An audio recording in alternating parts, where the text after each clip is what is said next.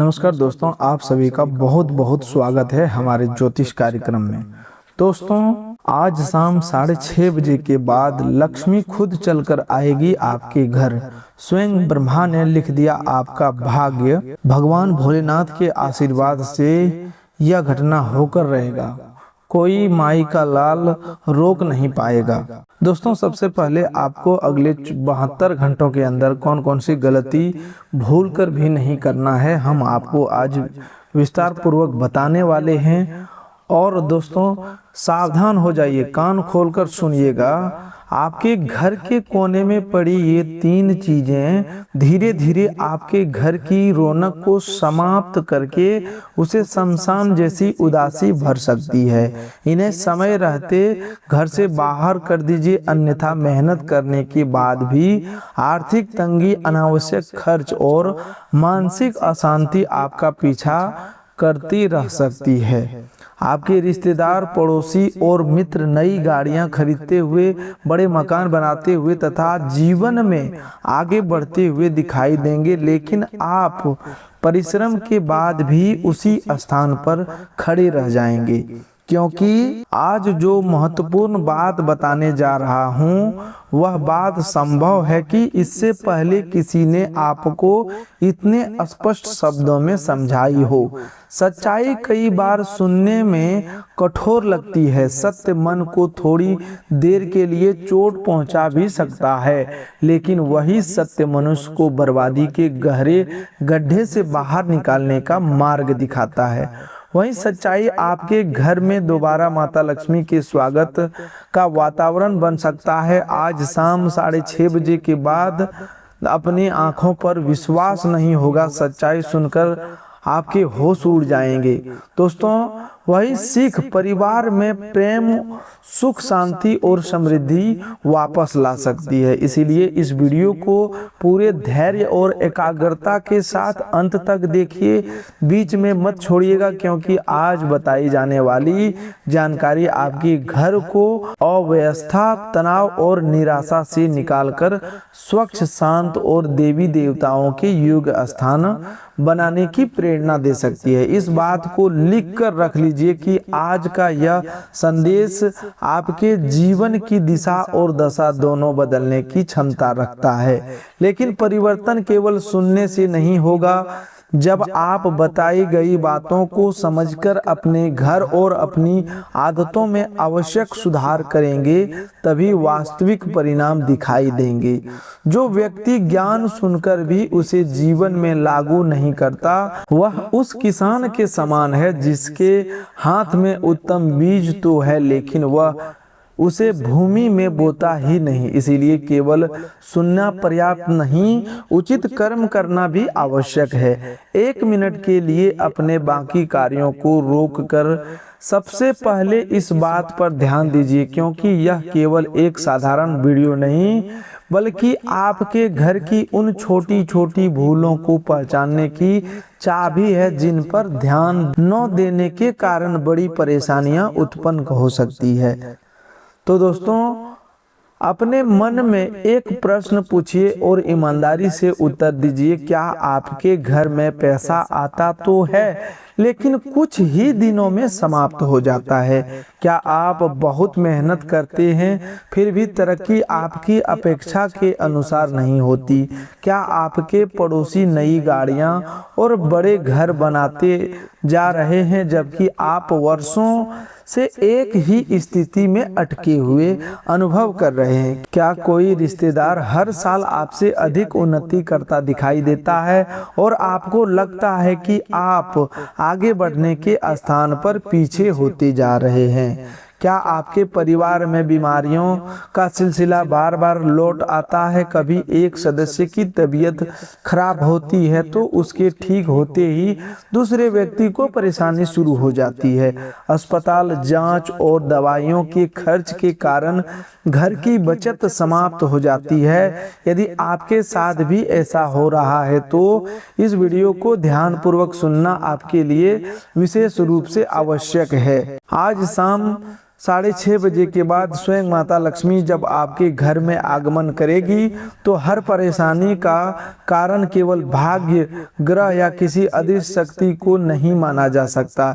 कई बार उसका उत्तर हमारे घर की अव्यवस्था, अस्वच्छता, गलत आदतों और लंबे समय से उपेक्षित पड़े सामान में छिपा होता है। संभव है कि आपके घर के कुछ ऐसे कोने हो जहां आपने महीनों से ध्यान न दिया हो। कुछ वस्तुएं वहां पड़ी पड़ी खराब हो रही हो, जिन्हें आप सामान्य समझकर छोड़ देते हैं। वही वस्तुएं धीरे धीरे दुर्गंध, कीटाणु, तनाव या नकारात्मक वातावरण का कारण बन सकता है। आज उन 3 मुख्य प्रकार की चीजें के बारे में विस्तार से बताएंगे जो आपके घर में अनावश्यक रूप से पड़ी रहकर स्वच्छता और मानसिक शांति को प्रभावित कर सकती है। जब तक आप उन्हें व्यवस्थित नहीं करते तब तक केवल मंत्र पढ़ने या बाहरी उपाय करने से अस्थायी लाभ मिलना कठिन होगा, क्योंकि यदि घर के भीतर गंदगी, बासीपन और अव्यवस्था बनी हुई है तो केवल पूजा के कुछ मिनट पूरे वातावरण को नहीं बदल सकती। धर्म केवल हमें मंत्र नहीं बल्कि शुचिता, अनुशासन और कर्म की भी शिक्षा देता है। लेकिन आगे बढ़ने से पहले हम एक और जरूरी बात कहना चाहते हैं। यह बात आपको चौंका सकती है, परंतु इसे समझना आवश्यक है। आप स्वभाव से सरल, सहायक और दूसरों की भावनाओं को सम्मान करने वाले व्यक्ति हैं। जहां किसी की सहायता कर सकते हैं वहां पीछे नहीं हटते। आप संबंधों की कद्र करते हैं और किसी का दिया हुआ छोटा सा उपहार भी संभाल कर रखते हैं। यही आपका अच्छा स्वभाव है, लेकिन कई बार यही सरलता आपकी कमजोरी भी बन जाती है। इस संसार में प्रत्येक व्यक्ति आपके समान साफ मन वाला नहीं होता। आपके मित्रों और रिश्तेदारों में कुछ ऐसे लोग भी हो सकते हैं जो सामने मुस्कुराते हैं, प्रेम दिखाते हैं और गले मिलते हैं, लेकिन भीतर से आपकी उन्नति देखकर असहज होते हैं। वे यह नहीं चाहते कि आप उनसे आगे निकले। ऐसी इच्छा कई बार उनकी बातें, सलाह और व्यवहार के माध्यम से आपके घर तक पहुंचाती है। कभी वे आपको ऐसी वस्तु दे देते हैं जिसकी आपको आवश्यकता ही नहीं होती, लेकिन संबंध निभाने के कारण आप उसे वर्षों तक घर में रखे रखते हैं। हर उपहार देने वाला शत्रु हो यह सोचना गलत होगा। इसीलिए केवल संदेह के आधार पर किसी संबंध को खराब मत कीजिए, लेकिन उपहार की उपयोगिता, स्वच्छता और घर में उसके उचित स्थान पर अवश्य ध्यान दीजिए। किसी भी वस्तु को केवल इसलिए घर में रखना आवश्यक नहीं है कि वह किसी अपने ने दी है या वह टूटी हुई, अनुपयोगी, अस्वच्छ या घर में असुविधा उत्पन्न करने वाली है तो उसे सम्मान पूर्वक हटाया जा सकता है। गुप्त विरोधी सीधे आकर यह नहीं कहेगा कि वह आपकी तरक्की रोकना चाहता है। वह आपकी योजनाएं पूछ सकता है, आपके निर्णयों में संदेह भर सकता है या आपको ऐसी सलाह दे सकता है जो उसके हित में हो, आपके हित में नहीं। इसलिए आज केवल वस्तुओं की सफाई नहीं बल्कि संबंधों और विश्वास की भी जांच करनी है। जो व्यक्ति आपकी हर निजी बात जानना चाहता है लेकिन आपकी सफलता में सच्ची खुशी नहीं दिखता, उसके सामने सीमित बातें ही साझा करें। यदि आप महाकाल के भक्त हैं और चाहते हैं कि आपके घर में सद्बुद्धि, सुरक्षा और शांति बनी रहे तो श्रद्धा से हर हर महादेव कह सकते हैं, लिख सकते हैं। लेकिन यह याद रखिए कि केवल कमेंट लिखने से घर की सारी समस्याएं समाप्त नहीं होगी। महादेव का सच्चा भक्त अपने भीतर का अंधकार भी साफ करता है, अपनी वाणी को संयमित रखता है और घर घर को स्वच्छ तथा शांत रखने का प्रयास करता है। भक्ति का वास्तविक प्रमाण हमारे कर्मों में दिखाई देता है। तो दोस्तों, अब बड़ी सावधानी से समझिए, जीवन में अनेक अवसरों पर लोग आपके घर आते हैं। विवाह, त्योहार, जन्मदिन, गृह प्रवेश और अन्य समारोह में आपको उपहार मिलते हैं। आप प्रसन्न होकर उन चीजों को घर में सजा लेते हैं, यह स्वाभाविक है। लेकिन कभी कभी कोई उपहार ऐसा होता है जो आपके घर की आवश्यकता, सुरक्षा या वातावरण के अनुकूल नहीं होता। तब वह सुंदर दिखाई देने के बावजूद बाद में परेशानी का कारण बन सकता है। हो सकता है कोई व्यक्ति आपको एक सजावटी सामान दे जो टूटा हुआ हो, बहुत नुकीला हो, धूल जमा करता हो या घर में रखने के लिए सुरक्षित ना हो। आप केवल इस चिंता में उसे हटाने की देने वाला व्यक्ति कभी घर आएगा तो उसे बुरा लगेगा। धीरे धीरे वह वस्तु किसी कोने में धूल, मकड़ी के जाले और गंदगी का केंद्र बन जाती है। फिर घर वाले सोचते हैं कि वातावरण इतना भारी क्यों लगता है, जबकि कई बार उसका कारण बहुत साधारण होता है, अस्वच्छता और अनुपयोगी सामान का जमाव। इसके बाद लोग किसी बाबा, तांत्रिक या ऐसे व्यक्ति के पास चले जाते हैं जो भय दिखाकर उनसे बड़ी धनराशि ले लेता है। समस्या का वास्तविक जड़ घर में पड़ी रहती है और पैसा बाहर खर्च हो जाता है। इसीलिए सबसे पहले व्यवहारिक कारण देखना चाहिए।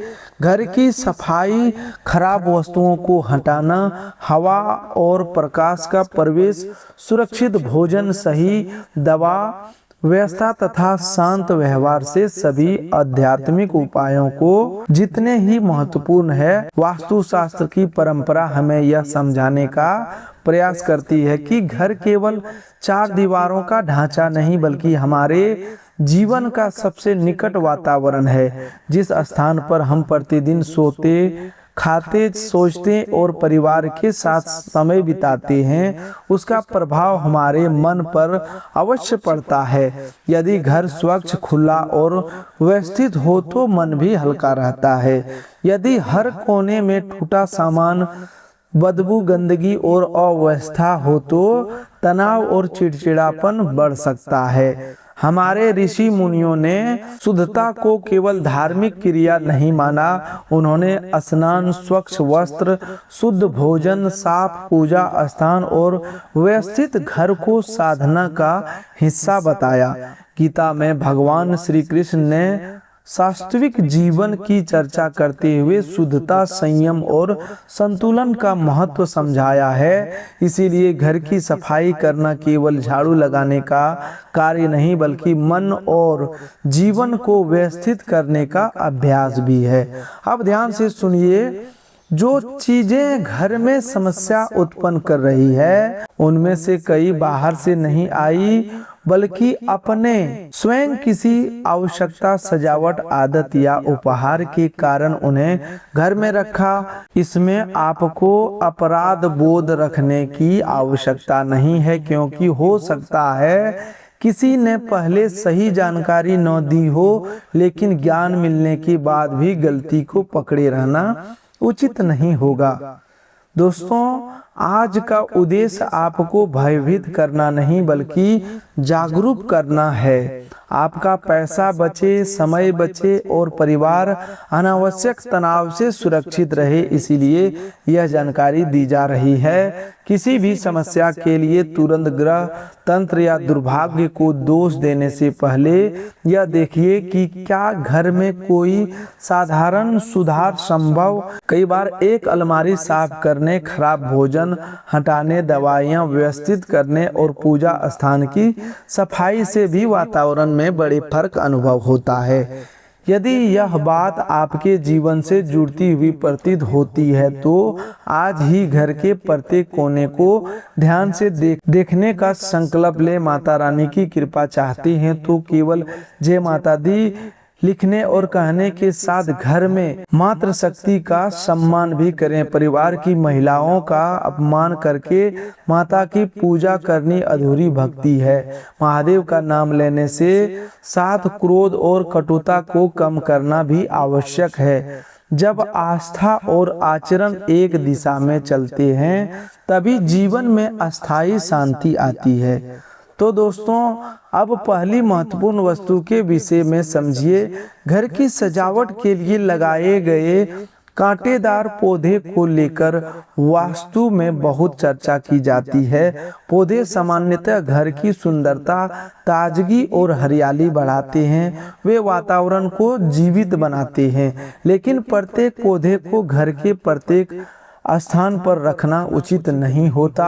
कुछ पौधे में तेज कांटे होते हैं, कुछ बच्चों और पालतू जानवरों के लिए चोट का कारण बन सकते हैं और कुछ को बहुत विशेष देखभाल की आवश्यकता होती है। कैक्टस जैसे पौधे यदि घर के भीतर ऐसे स्थान पर रखे हो जहां आते जाते कपड़े अटकते हो या किसी को चोट लगने का डर हो तो उन्हें सुरक्षित स्थान पर रखना चाहिए। वास्तु की मान्यताओं में कांटेदार पौधों को तनाव और कटुता का प्रतीक भी माना जाता है, इसीलिए लोग इन्हें घर के मुख्य रहने वाला भाग, शयन कक्ष या पूजा स्थान के पास रखने से बचते हैं। इसका अर्थ यह नहीं कि कैक्टस रखने वाला हर घर दुर्भाग्य का शिकार हो जाएगा, लेकिन यदि कोई पौधा असुविधा, चोट या मानसिक बेचैनी का कारण बन रहा है तो उसका स्थान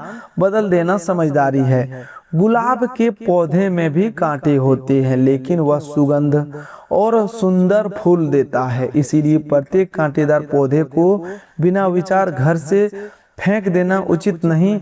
आप उसे बालकनी, छत, खुले बगीचे या ऐसे सुरक्षित जगह पर रख सकते हैं जहां वह किसी को चोट न पहुंचाए। वास्तु को उद्देश्य वस्तुओं को नष्ट करने नहीं बल्कि उचित स्थान देना, इसीलिए किसी जीवित पौधे को सड़क पर फेंकने के बजाय उसे खुले स्थान, बगीचे या किसी इच्छुक व्यक्ति को दे देना बेहतर है। यदि किसी ने आपको कांटेदार पौधा उपहार में दिया है तो उसे तुरंत शत्रु मत मान लीजिए। संभव है उसने केवल सुंदरता देखकर उपहार दिया हो। संबंधों में अनावश्यक संदेह पैदा करना भी घर की शांति को नष्ट कर सकता है।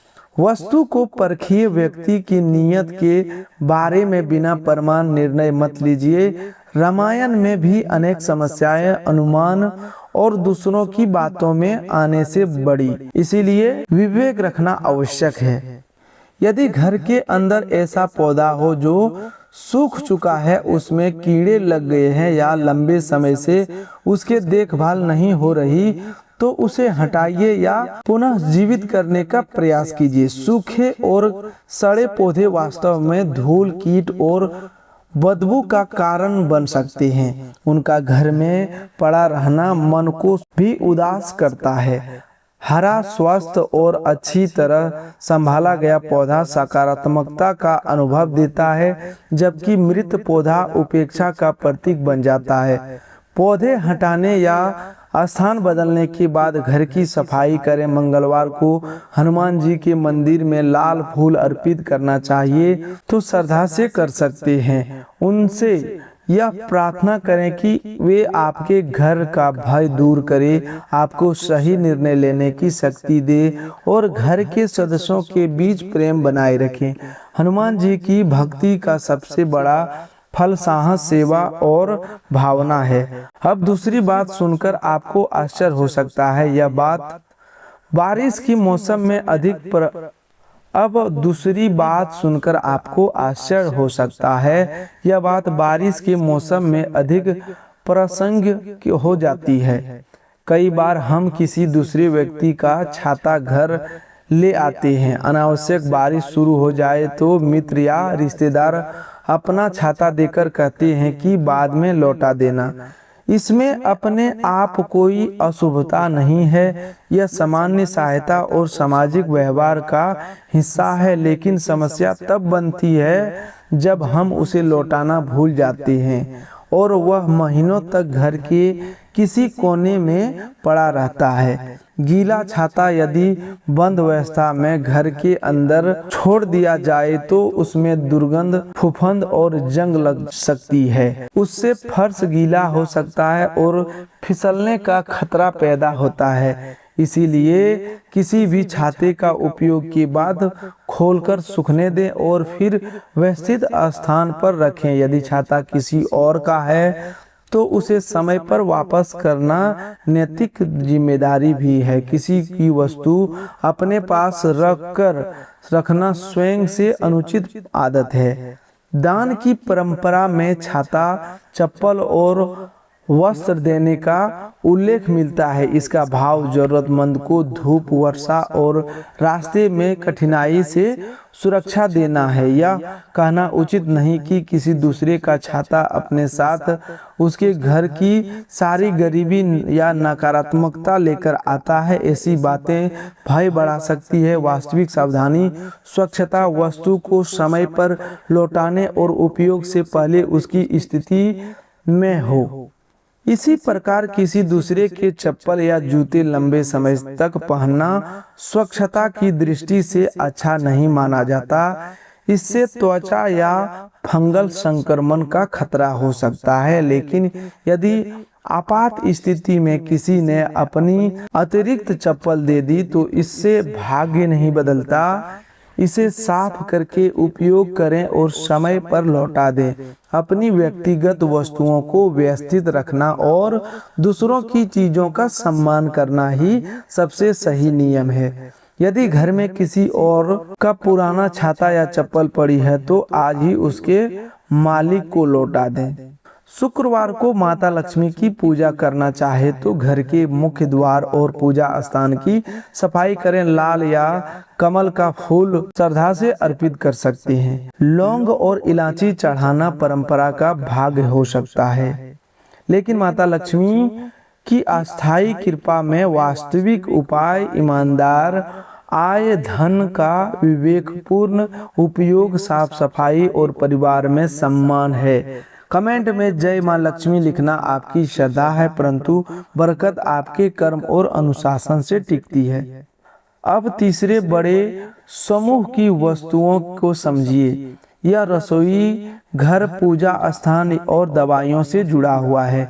देखने में ये अलग अलग चीजें हैं, लेकिन इन सब का मूल कारण एक ही है, उपेक्षा, बासीपन और अवस्था। जब भोजन खराब होकर पड़ा रहता है, पूजा के सूखे फूल कई दिनों तक नहीं हटाते और एक्सपायरी दवाइयां अलग अलग स्थानों पर बिखरी रहती है, तब घर में अस्वच्छता और लापरवाही का वातावरण बनता है। हिंदू धर्म में अन्न को देवता का सम्मान दिया गया है। भोजन से पहले अन्नपूर्णा माता का स्मरण इसलिए कृतज्ञता का प्रतीक है। हमें जितना भोजन चाहिए उतना ही लेना चाहिए और उसे व्यर्थ नहीं करना चाहिए। लेकिन कई बार भोजन की थाली में सावधानी रखने वाला व्यक्ति फ्रिज और रसोई की अलमारियों को महीनों तक नहीं देखता।